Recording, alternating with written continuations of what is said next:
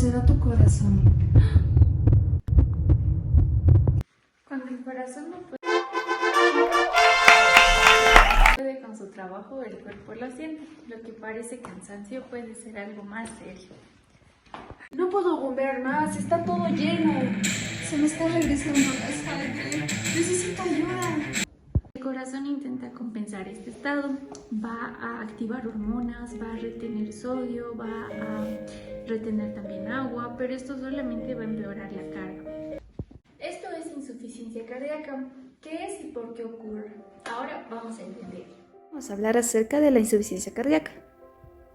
Vamos a conocer primero su definición. Esto se define como un síndrome clínico que va a estar caracterizado por la presencia de síntomas y signos que van a ser típicos.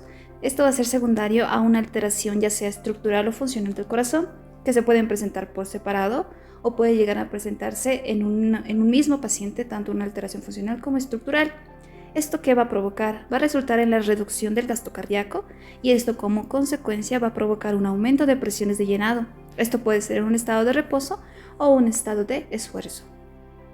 Ahora vamos a conocer un poco de su etiología.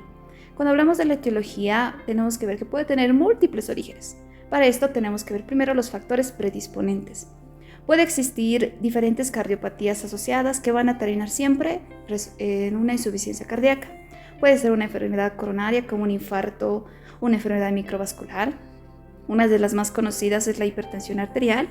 Valvulopatías, que puede ser una estenosis o insuficiencia mitral, aórtica, arritmias, miocardiopatías, puede ser una presentación hipertrófica, una restrictiva, incluso cardiopatías congénitas como una anomalía de Epstein, una tetralogía de Fallot, infecciones.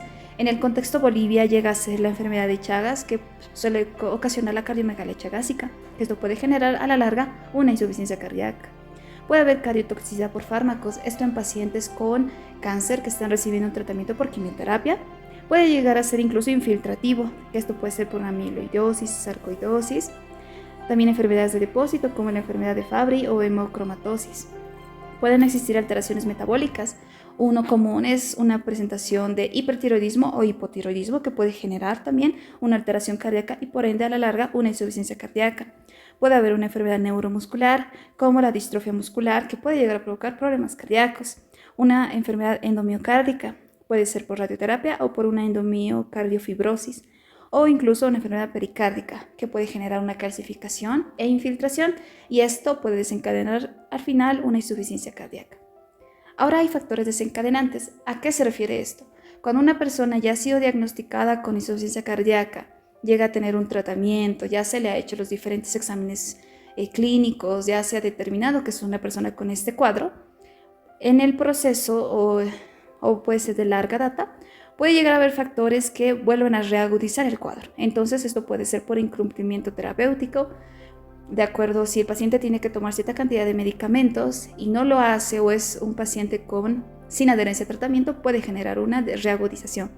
Puede haber infecciones, como por ejemplo una neumonía en épocas de alta infección, una anemia, un hipertiroidismo no controlado, incluso las mujeres embarazadas, excesos físicos como la dieta, tabaco o incluso estar en constante estrés. Puede haber asociado también arritmias, miocarditis, endocarditis infecciosa o incluso un infarto agudo de miocardio. Esto puede ser un factor desencadenante para una reagudización o empeoramiento del cuadro.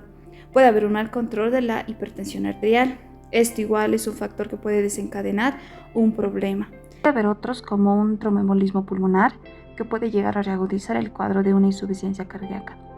También el consumo de determinados fármacos puede ser un adecuado esquema de tratamiento de la insuficiencia cardíaca o puede ser también fármacos asociados para otras patologías de base que puede llegar a tener un paciente. Y por último tenemos la reagudización de comorbilidades. Esto está dado en pacientes que llegan a tener enfermedades asociadas. Puede ser una artritis, diabetes, hipertensión arterial, que sumado a la insuficiencia cardíaca puede llegar a crear una reagudización del cuadro. Ahora vamos a hablar acerca de clasificaciones de la insuficiencia cardíaca. Primero, por el tiempo, podemos llegar a clasificarlo 1 en una presentación aguda. Esta se la conoce como una insuficiencia cardíaca de nueva aparición. Y en este punto es donde se puede determinar su reversibilidad, de acuerdo a la presentación, de acuerdo a la alteración que se está mostrando. Y como segundo tenemos lo que es crónico. Lo crónico se va a tratar de una insuficiencia cardíaca agudizada o descompensada, porque esta ya tiene larga data de evolución. También se puede llegar a clasificar si es sistólico o diastólico. Y también de acuerdo a la presentación clínica o a los hallazgos ecocardiográficos que se puedan encontrar o alteraciones de cavidades, puede llegar a ser una presentación de derecha, izquierda o global, que eso ya afecta al corazón por completo. Después también podemos llegar a clasificar según los criterios de NIHA. ¿Qué son los criterios de NIHA? Primero, esta clasificación nos ayuda a evaluar la gravedad de la insuficiencia cardíaca según los síntomas del paciente durante la actividad física. Especialmente nos vamos a enfocar en la disnea. Primero, la clase 1, que la podemos observar acá. Esta clase 1 se dice sin limitación.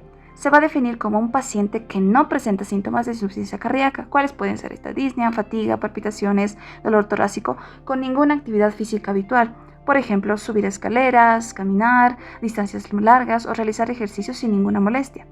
Ahora, la clase 2, que es esta. Esto se va a definir como una limitación leve. El paciente está cómodo en reposo, pero la actividad física ordinaria como caminar rápido o subir más de un piso va a llegar a causar ciertos síntomas compatibles con insuficiencia cardíaca, como ser fatiga, palpitaciones o disnea. Un ejemplo puede ser cuando el paciente camina 2 o 3 cuadras, pero se fatiga al subir escaleras rápidamente o al cargar un peso moderado, como por ejemplo unas bolsas de compras. Ahora la clase 3, que es Esta clase 3 se dice limitación marcada. Se va a definir como un paciente que sigue cómodo en reposo, pero cualquier actividad física menor que la habitual provoca síntomas. Hay limitación marcada de la actividad física. Ejemplo, si tiene síntomas al caminar una cuadra, al vestirse o hacer tareas domésticas simples, y van a encontrarse cómodos solo en reposo. Y por último tenemos a la clase 4. La clase 4 es síntomas en reposo. Se lo define como un paciente que presenta síntomas incluso en reposo y cualquier esfuerzo físico empeora los síntomas. Ejemplo, este paciente tiene disnea al hablar, al acostarse o simplemente al sentarse y va a requerir mucha ayuda en actividades físicas diarias. Cuando hacemos esta clasificación según criterios de NIHA, vamos a llegar a evaluar 1. La capacidad funcional del corazón desde el punto de vista del paciente. Y va a ser útil para poder hacer un seguimiento de la evolución y respuesta al tratamiento que se está dando. ¿Es subjetiva? Sí, pero llega a ser una herramienta clínica bastante útil y rápida. Vamos a continuar hablando acerca de cómo se puede clasificar la insuficiencia cardíaca según la FEBI. Primero tenemos que saber que la FEBI es la fracción de eyección del ventrículo izquierdo. Este llega a ser un parámetro clave donde se puede evaluar la función sistólica del corazón, pero especialmente ¿de quién? Del ventrículo izquierdo. Entonces la FEBI, ¿qué va a hacer? Va a representar en porcentaje, siendo el normal mayor al 50%, la sangre que el ventrículo izquierdo va a expulsar hacia la aorta en cada latido, con respecto al total que contiene al final de su llenado, en este caso en la diástole. Existe una fórmula básica que podemos utilizar para determinarlo. La FEBI igual al volumen sistólico sobre el volumen diastólico por 100. Y esto nos puede dar en un ejemplo, si el ventrículo se llena con 100 ml de sangre y expulsa 60 ml, la FEBI es del 60%. ¿Cómo podemos diagnosticar la FEBI? Esto se puede hacer a través de un ecocardiograma o una ecocardiografía, o también hay otros métodos, como una resonancia magnética cardíaca, una gammagrafía o incluso cateterismo cardíaco, pero es muy poco usado. Entonces, según esto, ¿cómo podemos clasificar la FEBI? ¿O cómo podemos determinar una insuficiencia cardíaca o clasificarla según la FEBI? Primero tenemos la insuficiencia cardíaca con FEBI reducida. Esto quiere decir que el paciente presenta signos y síntomas de insuficiencia cardíaca y una FEBI menor al 40%. Y su abreviación es así: insuficiencia cardíaca con FEBI reducida. Ahora sí, también tenemos otra forma, la insuficiencia cardíaca con FEBI preservada. Esto quiere decir que tiene signos y síntomas, pero que la FEBI es mayor al 50%.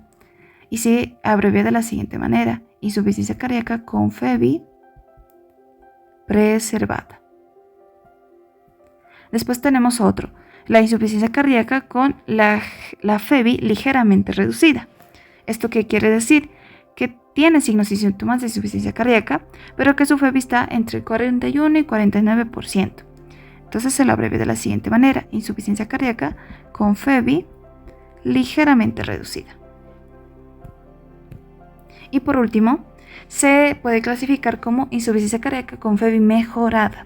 Es decir, es un paciente que tiene signos y síntomas de insuficiencia cardíaca, pero que se le ha hecho un seguimiento, se le ha hecho tratamiento, e inicialmente tenía una FEBI menos del 40%, pero se le ha hecho un seguimiento con tratamiento, que se va a hablar más adelante, y esto ha llegado a producir un aumento de la FEBI de hasta un 10%, llegando a ser mayor del 40%. Entonces, si esto se observa a través de una ecocardiografía después de un tiempo de su tratamiento, o porque se ha llegado a determinar que podía mejorar, entonces se le clasifica como una insuficiencia cardíaca con FEBI mejorada. Inicialmente puede haber sido una ligeramente reducida o una reducida, pero que ha llegado a mejorar, ha llegado a ser actualmente una insuficiencia cardíaca con FEBI mejorada. Continuando con la fisiopatología, debemos tomar en cuenta los factores de riesgo y causas mencionados anteriormente, ¿no? Los cuales van a generar como tal una lesión cardíaca, y este va a ser el inicio de la insuficiencia cardíaca. Esto va muy asociado a la disminución del gasto cardíaco, y al haber una disminución del gasto cardíaco hay una disminución por ende del volumen sistólico, el cual nos dice que al haber esta disminución pues va a afectar a los demás tejidos y va a generar una hipoperfusión. Por esa razón se van a activar lo que son mecanismos compensatorios. Dentro de ellos es lo que es la disfunción renal, por lo que se va a activar lo que es el sistema renina-angiotensina-aldosterona. La aldosterona va a hacer que se reabsorba mayor sodio y agua a nivel renal para aumentar la volemia, por ende la precarga. También lo que es la angiotensina 2 va a hacer que haya una vasoconstricción muy potente, ¿no? Aumentando lo que es la poscarga, y también ambos van a generar que haya una mayor fibrosis y un remodelado miocárdico. También va a haber afectación a nivel del sistema nervioso, principalmente el sistema nervioso simpático, en donde va a haber alteración en lo que es la producción de noradrenalina. ¿Para qué? Para aumentar lo que es la frecuencia cardíaca, la contractibilidad y la vasoconstricción. Cuando hay una activación crónica de lo que son los receptores beta-adrenérgicos, estos van a producir lo que es una toxicidad miocárdica, arritmias y apoptosis también. Ahora también puede haber una producción de lo que es el péptido natriurético auricular, el cual tiene como finalidad detener, se podría decir, a lo que es el sistema renina-angiotensina-aldosterona, pero lamentablemente es insuficiente, ¿no? Así que no va a poder detenerlo. Entonces se va a seguir aumentando la volemia, va a seguir habiendo lo que es vasoconstricción y se va a sobrecargar, ¿no? el corazón. Estos mecanismos de alguna manera son útiles, ¿no? A corto plazo, pero cuando ya esto se hace crónico, pues ya va a generar o va a promover lo que es un remodelado y a una mayor progresión de insuficiencia cardíaca. Es como un círculo vicioso, el cual tiene como finalidad el remodelado cardíaco. Esto, en acá ya a nivel cardíaco pues van a existir múltiples cambios estructurales y moleculares del miocardio, como ser hipertrofia, fibrosis, apoptosis, reprogramación génica y progresiva, en donde pues van a actuar en lo que son citocinas, ¿no? Como el factor de necrosis tumoral, interleucina 1, interleucina 6, el factor kappa beta, y demás. Bien, dentro de también lo que son los tipos de insuficiencia cardíaca existe la sistólica y la diastólica. La sistólica es con una fracción de eyección reducida. Esto quiere decir que ha habido tanta sobrecarga a nivel cardíaco y lo que ha pasado estructuralmente es que se ha dilatado y ya no está cumpliendo, ¿no?, con su función de contraer de manera funcional lo que es el volumen sistólico. Ahora, el diastólico es con fracción de eyección preservada, que generalmente es cuando existe una hipertrofia a nivel de la pared ventricular, con lo que es clínica. Lo hemos dividido tanto para insuficiencia cardíaca derecha como para izquierda. Dentro de la derecha, pues vamos a tener lo que es alteraciones como edema periférico, que generalmente se da en miembros inferiores. También lo que es ingurgitación yugular, que acá se ve. Hay también cambios en lo que es la morfología del pulso venoso y lo que es una hepatomegalia congestiva. Esto porque hay una sobrecarga en lo que es el ventrículo derecho, ¿no?, el cual va a alterar de alguna manera lo que es la aurícula derecha y va a haber lo que es un aumento de lo que es la presión venosa sistémica, por lo que va a llegar a haber una extravasación de líquido y es por esa razón que va a haber edema. Y además recordar que lo que es la vena cava inferior está en estrecha relación con el hígado, ¿no?, y por esa razón va a haber una disfunción hepática, en donde se van a aumentar lo que son las concentraciones de bilirrubina, tiempo de protrombina y enzimas hepáticas. Ya hay no presencia de lo que son hepatopatías. Continuando con lo que es la cavidad izquierda, también vamos a encontrar alteraciones como disnea, crepitantes y sibilancias. Esto está en estrecha relación con lo que es el aumento de presión venosa pulmonar, ya que al haber una sobrecarga en lo que es el ventrículo izquierdo, va a haber también una sobrecarga retrógrada a lo que son las aurículas. Por esa razón va a haber este aumento de presión en las venas pulmonares, en donde la presión capilar pulmonar va a ser mayor a la presión oncótica. Por esa razón va a haber una extravasación de lo que es el líquido capilar al espacio intersticial y a los alvéolos, generando así un edema. Por esa razón el paciente va a estar disneico, vamos a encontrar crepitantes y sibilancias, incluso podemos encontrar una hiperventilación, en donde nos va a conllevar a una disminución de lo que es el dióxido de carbono, ¿no? Incluso puede entrar en una alcalosis respiratoria en nuestro paciente. También podemos encontrar lo que son alteraciones como hipotensión, pulso débil, cianosis. Esto porque, el ventrículo izquierdo de alguna manera no está cumpliendo con su función de bombear la sangre a nivel, oxigenada a nivel sistémico, ¿no? Por esa razón existe lo que es este pulso alternante, en donde hay de inicio es, por así decirlo, fuerte y después esto reduce, ¿no? También podemos tener sensación de plenitud, alteraciones sensoriales por lo mismo de la hipotensión. También puede estar el paciente asténico, cansado, también dolor en hipocondrio derecho, o generalmente puede ser de manera general a nivel abdominal, ya que también hay una hipoperfusión a este nivel, también caquexia y lo que es, como ya lo mencioné, pulso alternante. Muchos de estos hallazgos clínicos, ¿no?, los vamos a explicar más adelante a más detalle. Siguiendo con el diagnóstico de una insuficiencia cardíaca, podemos tomar en cuenta los criterios de Framingham. Framingham nos propone criterios mayores y menores, tomando en cuenta la misma sintomatología que presenta el paciente. Empecemos con los criterios mayores. Propone lo que es la disnea paroxística nocturna. Esto se define como la sensación súbita de falta de aire que generalmente ocurre durante la noche. ¿Esto por qué? Porque cuando el paciente se encuentra en decúbito, el retorno venoso aumenta, por ende el corazón izquierdo se vuelve insuficiente para manejar este volumen, de modo que se acumula sangre a nivel pulmonar y esto estimula a receptores que se encuentran encargados de la sensación de disnea y esto por ende empeora durante la noche. El siguiente aspecto que toma en cuenta es el edema agudo de pulmón. Esto se define como una acumulación masiva de líquido a nivel de los alvéolos. Entonces, esto provoca una disnea severa, seguido de hipoxia y una expectoración espumosa. ¿Y esto por qué? Hay una descompensación brusca del ventrículo izquierdo. Entonces, las presiones que se encuentran a nivel de los pulmones tienden a disminuir, podemos decir, o a cambiar, incluido lo que es la presión capilar pulmonar, va a exceder a la presión oncótica, por ende se genera un trasudado alveolar. Entonces llega el paciente a presentar un edema agudo de pulmón. El siguiente aspecto que llega a tomar en cuenta son los estertores crepitantes a nivel pulmonar. Estos son ruidos, ¿no?, ruidos húmedos que encontramos en las bases pulmonares y esto se da por un aumento de la presión capilar pulmonar. Entonces las presiones nuevamente que se encuentran a nivel pulmonar tienden a aumentar y se va a empezar a filtrar parte del líquido que se encuentra hacia el intersticio.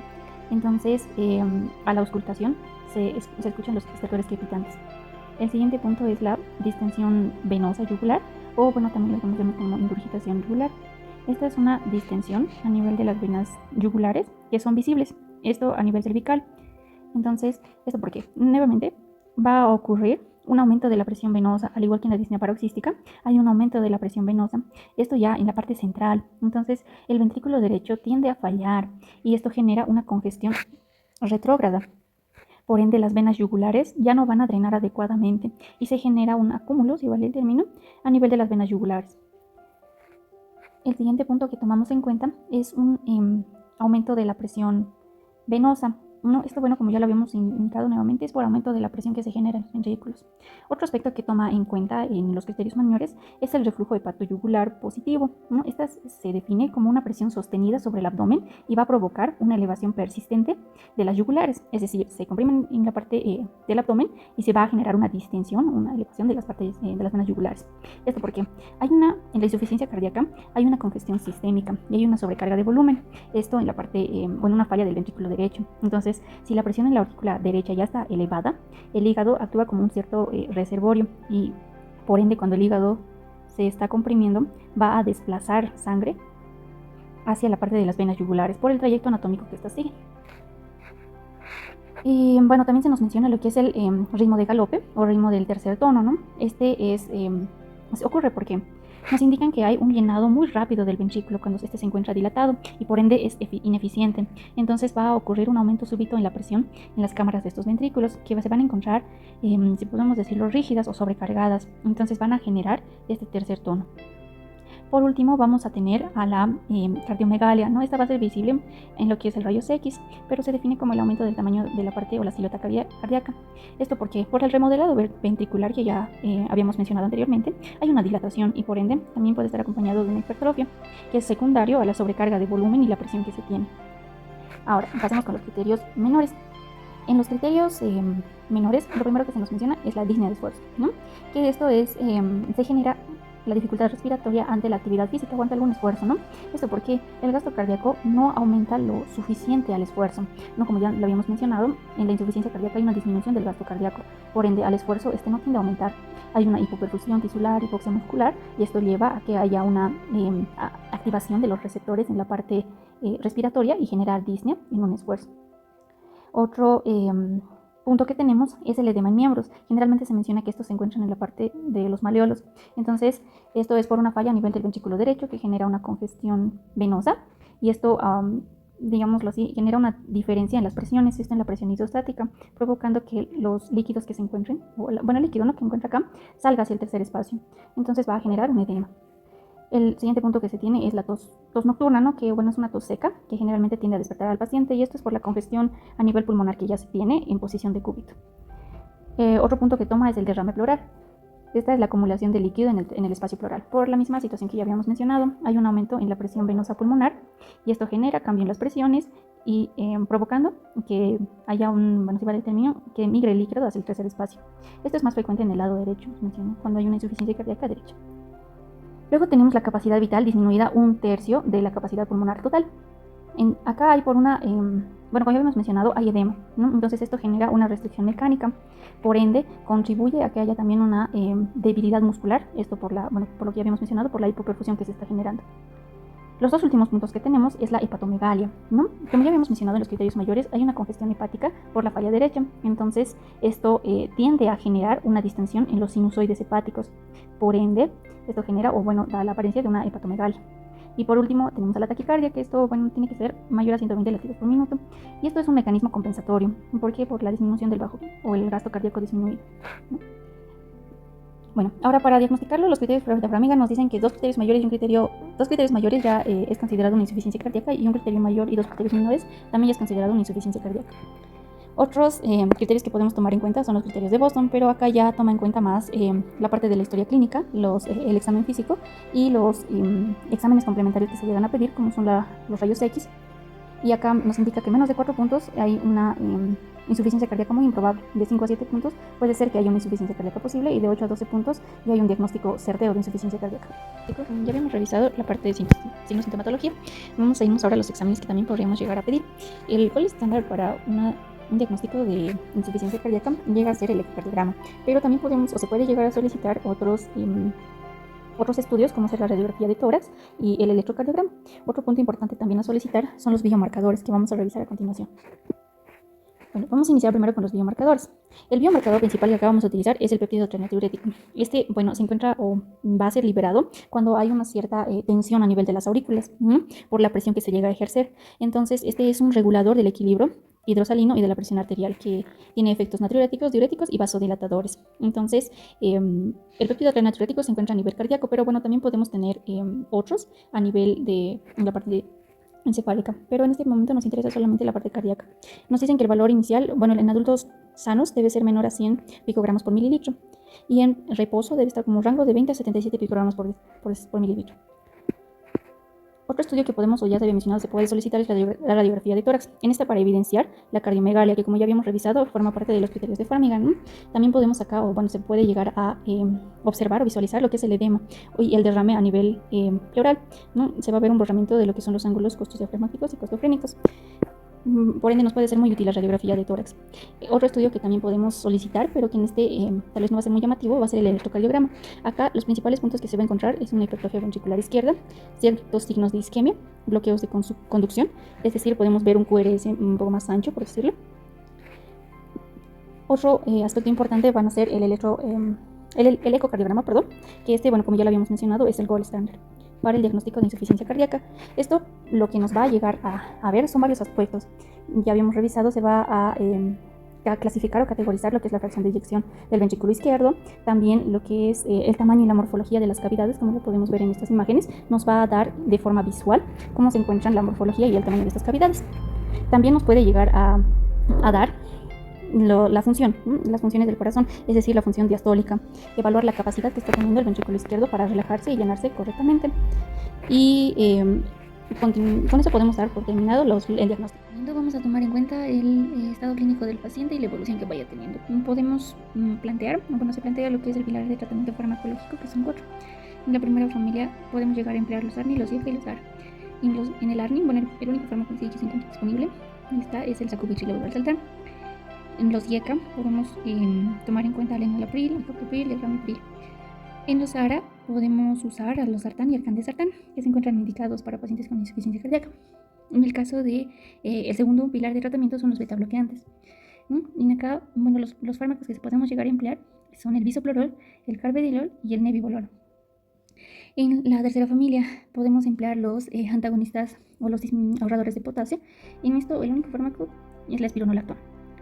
Y la última familia son los inhibidores de CGLT2. Acá van a estar fármacos como la canaglifosina, la dapaglifosina y la empaglifosina. Cabe resaltar que estas primeras 3 familias llegan a ser muy hipotensores, pero el inhibidor de CGLT2 no tiene ese riesgo, por ende se puede aplicar a todos los pacientes que lleguen a tener insuficiencia cardíaca independientemente del cuadro clínico, ¿no? Y esto se debe realizar tomando en cuenta según la FEBI que se va a medir por el ecocardiograma, ¿no? El pilar de tratamiento se plantea para los pacientes que tienen una FEBI preservada. Ahora, ¿qué tratamiento también se puede llegar a emplear? En el caso de que haya una insuficiencia cardíaca aguda, que puede ocurrir el caso, podemos encontrar características o un cuadro en el que hay una descompensación aguda de la insuficiencia cardíaca, un edema agudo de pulmón, una insuficiencia ventricular derecha aislada y shock cardiogénico. Acá se pueden emplear otros fármacos como la dopamina, la milrinona y otros como más de última línea, si vale el término, que son la norepinefrina y la epinefrina.